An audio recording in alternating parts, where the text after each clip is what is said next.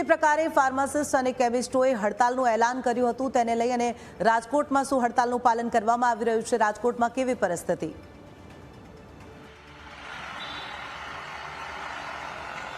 સૌરાષ્ટ્રના કુલ 6000 અને રાજકોટના 1600 જેટલા મેડિકલ સ્ટોર આજે સજ્જડ બંધ છે.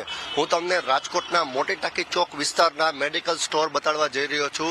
મુખ્ય સ્ટોર આ રાજકોટના છે, જ્યાં તમામ દવાઓ મળી રહે છે. એક વિકાસ મેડિકલ સ્ટોર છે, તે પણ રાજકોટનું એક મુખ્ય મેડિકલ સ્ટોર છે કે ક્યાંય પણ દવા ન મળે, પરંતુ આ સ્ટોરમાંથી તમામ દવાઓ ઉપલબ્ધ લોકો માટે થઈ જાય છે. રાજકોટની વાત કરવામાં આવે તો રાજકોટમાં તમામે તમામ પ્રધાનમંત્રી જન ઔષધિ કેન્દ્ર પરથી લોકોને દવા મળી રહેવાની છે. ઇમરજન્સી કેસમાં લોકોને જો જરૂરિયાત પડે તો આ સ્ટોરમાંથી તેઓ દવા મેળવી શકે છે અને સાથે સિવિલ હોસ્પિટલ છે ત્યાંથી પણ લોકોને દવા મળી રહેશે. દરેક વોર્ડ વિસ્તારમાં આરોગ્ય કેન્દ્ર છે, ત્યાંથી પણ દવા મળી રહેવાની છે.